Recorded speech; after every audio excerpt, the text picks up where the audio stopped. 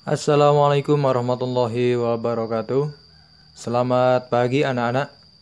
Bagaimana kabar kalian hari ini? Semoga senantiasa dalam lindungan dan diberi kesehatan oleh Allah Subhanahu wa taala. Alhamdulillah, pagi hari ini Pak En masih bisa menyapa dan bertemu kembali dengan kalian.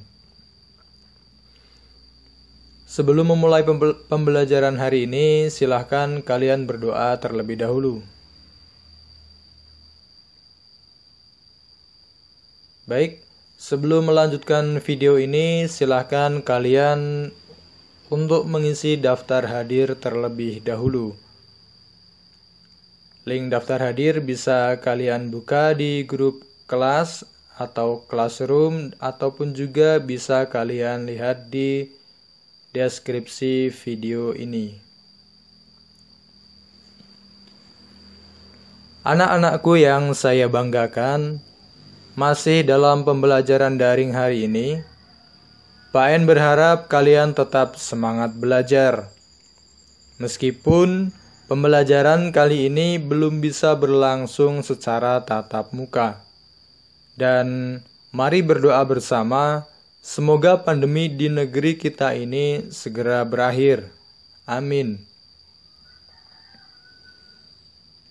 Anak-anakku, pada pertemuan kali ini kita akan membahas materi ceramah.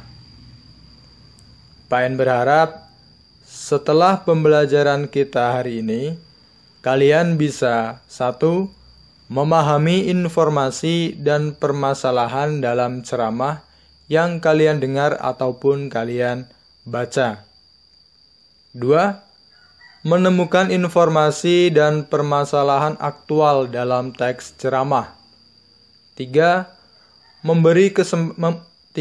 Memberi tanggapan atau kritik terhadap permasalahan aktual yang terdapat dalam teks ceramah. Dalam kehidupan kalian, tentunya, kalian pernah mendengar ceramah, bukan? Atau bahkan kalian pernah berceramah di depan umum? Atau kalian masih belum paham tentang apa sih yang dimaksud dengan ceramah? Sekarang, silahkan kalian perhatikan teks berikut ini.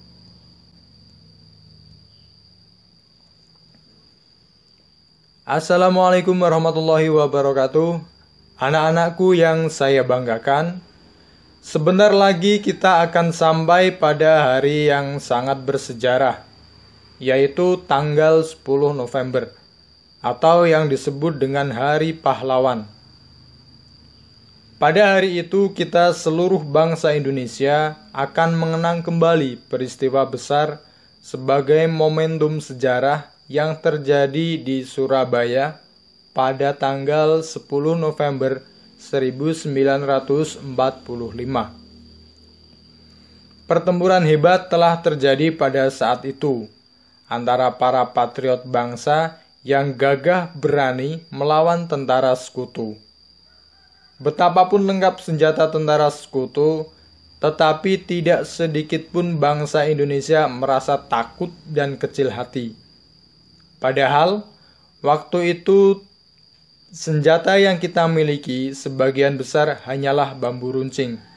Sementara itu, pihak musuh telah menggunakan senjata-senjata berat dan modern.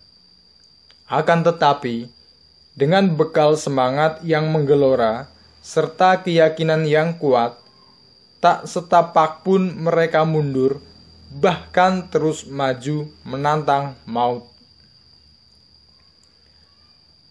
Anak-anakku yang berbahagia, kita yakin bahwa para pejuang yang gugur di medan pertempuran di Surabaya tanggal 10 November 1945 melawan tentara sekutu yang angkuh dan angkara murka itu mati syahid.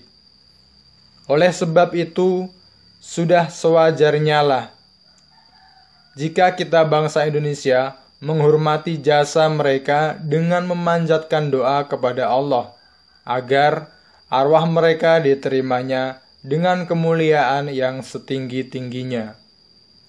Semoga mereka diampuni segala dosanya dan dilimpahi rahmat yang sebanyak-banyaknya. Di samping itu perlu kita ketahui bahwa menghormati jasa para pahlawan bukan saja kita harus mendoakan mereka, tetapi yang lebih penting lagi ialah meneladani mereka dengan penuh semangat serta meneruskan perjuangan mereka dengan tekad yang bulat. Barangkali akan menyesalah mereka jika para generasi muda tidak berani menegakkan kebenaran dan keadilan, serta tidak berani menyirnakan kemungkaran.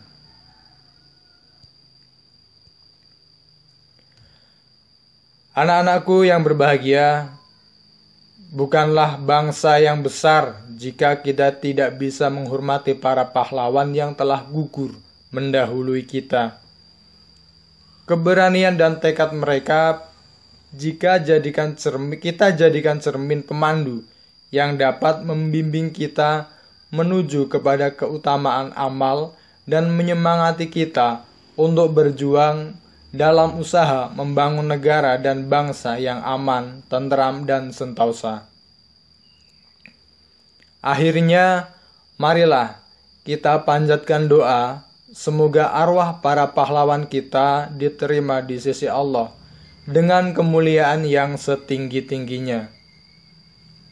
Kemudian, semoga kita dan anak cucu kita bisa mengambil suri tauladan untuk diamalkan dalam membangun negara yang aman, sentosa, adil, dan makmur.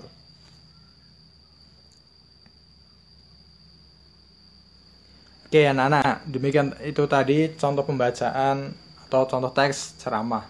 Nah, teks seperti itulah yang seringkali disebut sebagai ceramah. Mungkin ada pula yang mengatakan sebagai teks pidato.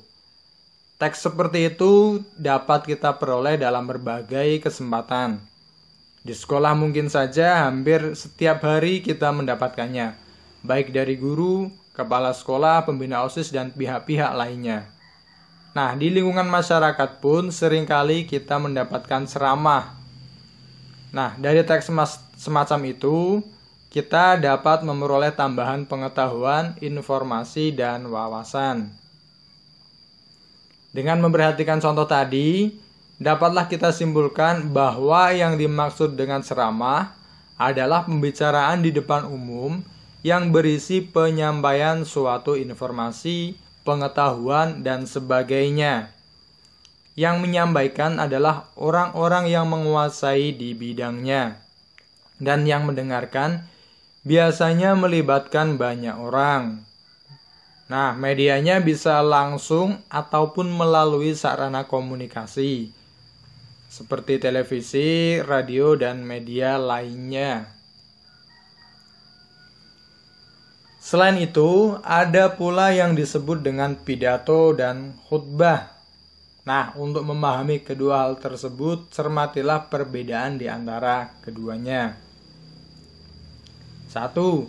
Pidato adalah pembicaraan di depan umum yang cenderung bersifat persuasif, yakni berisi ajakan atau dorongan pada khalayak untuk berbuat sesuatu. Kemudian kalau khotbah adalah pembicaraan di depan umum yang berisi penyampaian pengetahuan keagamaan atau praktik beribadah dan ajakan-ajakan untuk memperkuat keimanan.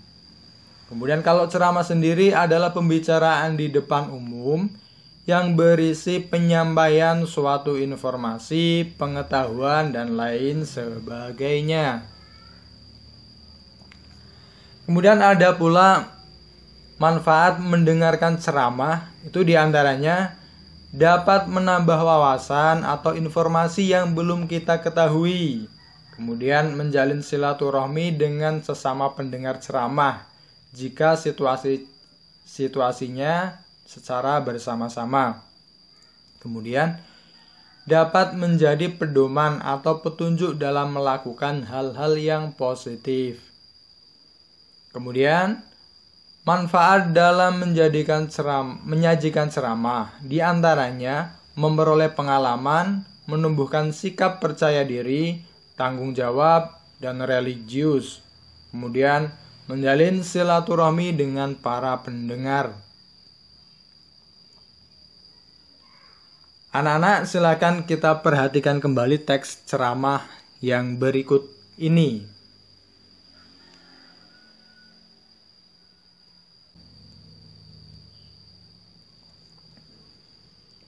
Assalamualaikum warahmatullahi wabarakatuh. Anak-anakku yang saya banggakan, sebentar lagi kita akan sampai pada hari yang sangat bersejarah, yaitu tanggal 10 November, atau yang disebut dengan Hari Pahlawan. Pada hari itu kita seluruh bangsa Indonesia akan mengenang kembali peristiwa besar sebagai momentum sejarah yang terjadi di Surabaya pada tanggal 10 November 1945. Pertempuran hebat telah terjadi pada saat itu antara para patriot bangsa yang gagah berani melawan tentara sekutu. Betapapun lengkap senjata tentara sekutu, tetapi tidak sedikit pun bangsa Indonesia merasa takut dan kecil hati. Padahal, waktu itu senjata yang kita miliki sebagian besar hanyalah bambu runcing. Sementara itu, pihak musuh telah menggunakan senjata-senjata berat dan modern. Akan tetapi, dengan bekal semangat yang menggelora, serta keyakinan yang kuat, tak setapak pun mereka mundur, bahkan terus maju menantang maut. Anak-anakku yang berbahagia, kita yakin bahwa para pejuang yang gugur di medan pertempuran di Surabaya tanggal 10 November 1945 melawan tentara sekutu yang angkuh dan angkara murka itu mati syahid. Oleh sebab itu, sudah sewajarnya lah jika kita bangsa Indonesia menghormati jasa mereka dengan memanjatkan doa kepada Allah agar arwah mereka diterimanya dengan kemuliaan yang setinggi-tingginya. Semoga mereka diampuni segala dosanya dan dilimpahi rahmat yang sebanyak-banyaknya. Di samping itu perlu kita ketahui bahwa menghormati jasa para pahlawan bukan saja kita harus mendoakan mereka, tetapi yang lebih penting lagi ialah meneladani mereka dengan penuh semangat serta meneruskan perjuangan mereka dengan tekad yang bulat. Barangkali akan menyesalah mereka jika para generasi muda tidak berani menegakkan kebenaran dan keadilan, serta tidak berani menyirnakan kemungkaran.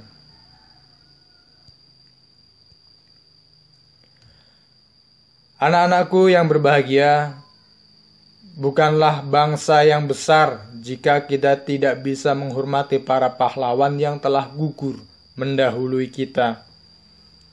Keberanian dan tekad mereka kita jadikan cermin pemandu yang dapat membimbing kita menuju kepada keutamaan amal dan menyemangati kita untuk berjuang dalam usaha membangun negara dan bangsa yang aman, tentram, dan sentosa. Akhirnya, marilah kita panjatkan doa, semoga arwah para pahlawan kita diterima di sisi Allah dengan kemuliaan yang setinggi-tingginya. Kemudian, semoga kita dan anak cucu kita bisa mengambil suri tauladan untuk diamalkan dalam membangun negara yang aman, sentosa, adil, dan makmur.